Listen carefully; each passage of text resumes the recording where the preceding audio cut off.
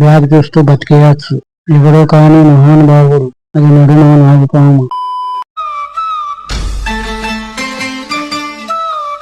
ఒకేసారి ఏదో కుట్టినట్లు అలా అన్నావేంటి సిస్టర్? నానా ఏమి నడుమున్నానా? ఆ ఊపు సూపర్. జిమ్ వర్కౌట్ వెళ్తున్నారుగా మరి?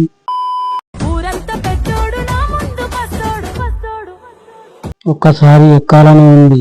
ఏంటి మీరు రీల్ చేస్తున్నారా? బ్యాగ్ చూపిస్తున్నారా? ఏం చేస్తున్నావు?